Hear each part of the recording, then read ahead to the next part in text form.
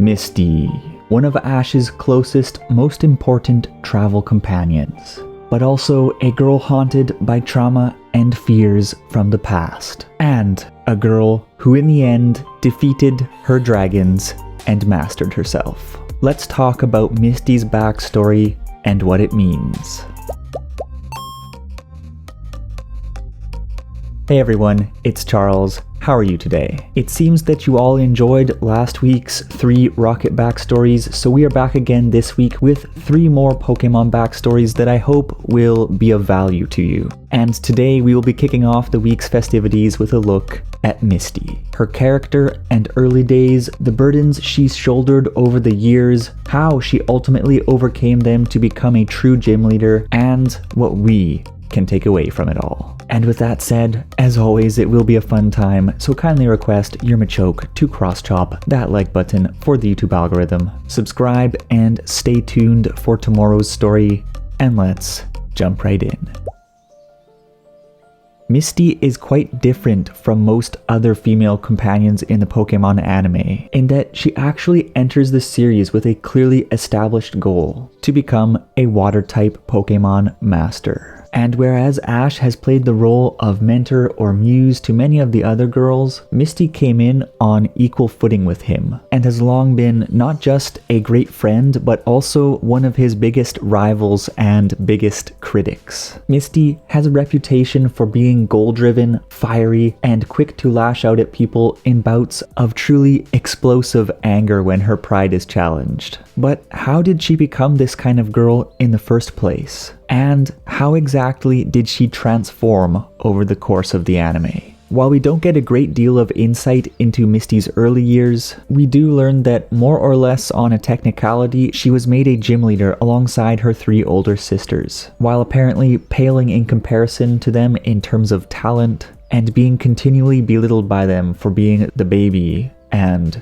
the runt. She was bullied, she was excluded, and she was a victim of favoritism. And these troubling childhood experiences seem to have left Misty with a couple of psychological conditions. Number 1, an inferiority complex embodied in Misty's intense feeling of inadequacy in comparison to her older sisters, and a condition that can lead to excessive competition and aggression, as described in the APA Dictionary of Psychology and by your homie Alfred Adler. Secondly, imposter syndrome, described by Badman Joe Langford as a phenomenon in which individuals believe that their accomplishments came about not through genuine ability, but as a result of being lucky or having manipulated other people's impressions, attributing their successes not to their abilities but to external circumstances or to attributes unrelated to actual talent.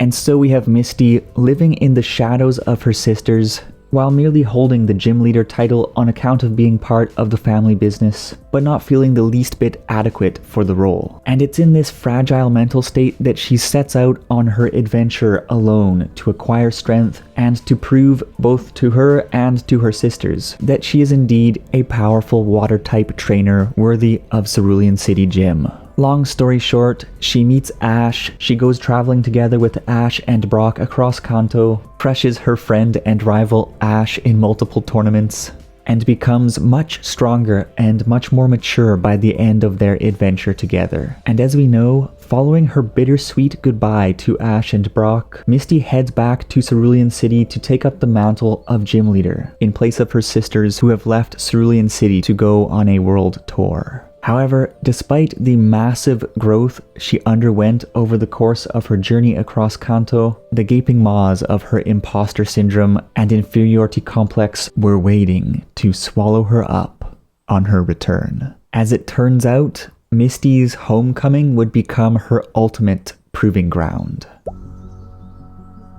As Misty travels towards Cerulean City, she sees a news report noting that the Pokemon Inspection Agency is doing a purge of gyms that fall below its standards, and she also gets wind of a rumor that Cerulean City Gym is next on the hit list. Knowing what could happen if the inspection agency comes upon a leaderless gym, she races home only to find the gym in total chaos, with a raging Gyarados lashing out at anyone who gets near it. She only just got home, but it is already time for her to test her mettle as the sole person in a position to bring Gyarados back under control. The problem is that Misty has a deep fear of Gyaradoses, stemming from a childhood experience in which she was nearly swallowed alive by one. And here she was, years later, facing down the same fear that would take the heart of most Pokemon trainers. With the gnarly maws of Gyarados, imposter syndrome, and her inferiority complex, ready to clamp down on the fruits of her efforts. It was time for Misty to stand strong and master the beasts who had haunted her for so many years. Despite being so afraid of Gyarados, Misty realizes that she simply must conquer her fear of Gyarados to truly fulfill her responsibility as Cerulean City's gym leader, and so she gets to work. She comes up with a plan and executes it swiftly. But unfortunately, it would appear that her efforts simply aren't enough, with Gyarados quickly lashing out and knocking her unconscious in the water. Everything fades to black, and Misty enters the realm of dreams, where she meets Ash and Brock, who applaud her for at last becoming the true gym leader of Cerulean City. But she tells them that they're mistaken. She's still not good enough to take on that title. They look at her, and Ash says, "Sure you are." To which she desperately exclaims, "But I need your help. I need you to back me up." The boys only look at her, and just before they are whisked away into nothingness, Ash reassures her, "You can do it all on your own, Misty." And Brock adds, "We believe in you," before the two disappear, leaving Misty alone, screaming into the void for help.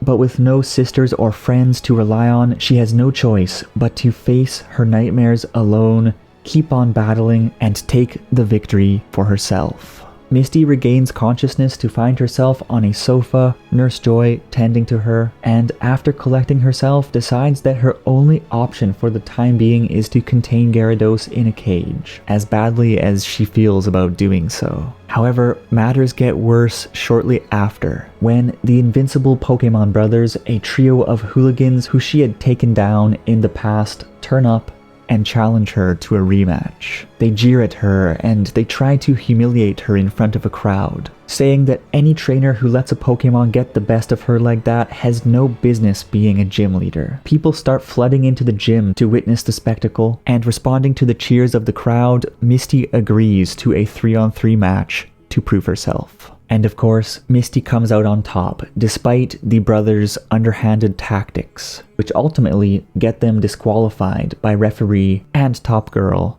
Nurse Joy. Taking the W, Misty proves herself as a trainer capable of upholding her family gym's name.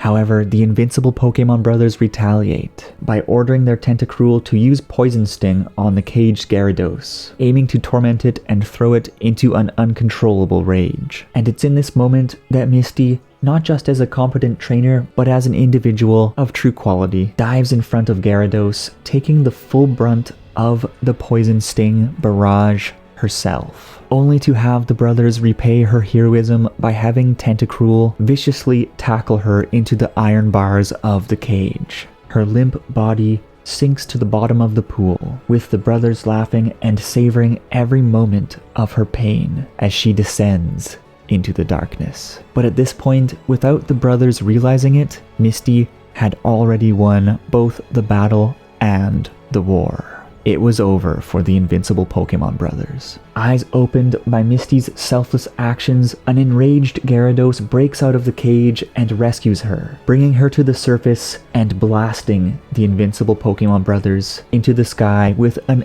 airbending hyper beam. The crowd cheers for Gyarados and Misty. Gyarados happily falls under Misty's control, and Nurse Joy reveals herself as the agent from the Pokemon Inspection Agency. And unsurprisingly, Cerulean City Gym will be staying open. And through these experiences, Misty conquers her insecurities, masters her fears, and as her imposter syndrome and inferiority complex melt away in the heat of her burning heart, a woman of self-made success, the true gym leader of Cerulean City Gym, is born.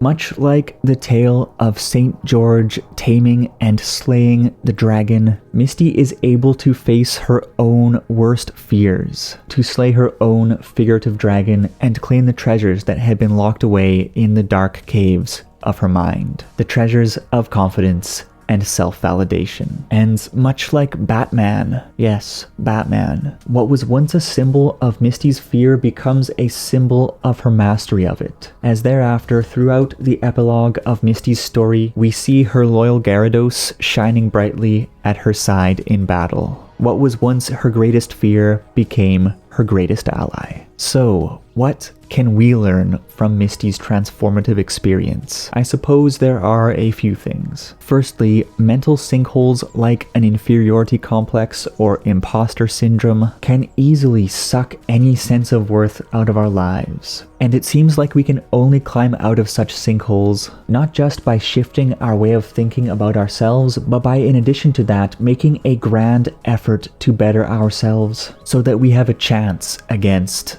the dragons. Misty confronted her dragons by going on a journey to acquire strength and then shouldering both fear and responsibility as she ventured back into the cave that she had fled from, wielding a newfound power. Secondly, as with Misty, the dark caves where our dragons live and where our most powerful personal transformation can occur tend to be exactly the places we want to avoid going at all costs, because it is truly tough to go to those places, as you simply don't know if you are going to make it out intact. In Misty's case, if she had went on this journey only to get ragdolled by her insecurities, Gyarados, and the invincible Pokemon brothers, it would have been absolutely devastating to her self-esteem. She may have never recovered from it. But even so, thirdly, regardless of the risks, venturing into the dark caves and confronting the dragons is an absolute necessity if we want to move forward and up in our lives. Whether it is a matter of burning away the terrible parts of yourself, conquering your fear of failure, or even initiating a tough conversation that you have been putting off for far too long, I think that manning up to and winning these battles with the dragons is really the only way to find peace in your life. But how about you? What do you think of Misty's story? Did she achieve everything she needed to achieve? Do you want to see additional chapters in her tale? Where do your dragons live? And are you ready to confront them and take the treasure that you deserve? I'm curious what you think. Well, everyone, thank you for tuning in today. I hope you enjoyed this look at Misty's backstory. We will be back again tomorrow with another backstory. And until then, I hope you all have a very healthy, happy, and safe day. Please do remember to do the old tip tap on that notification bell. Follow me over on Twitter. And as always, let's chat.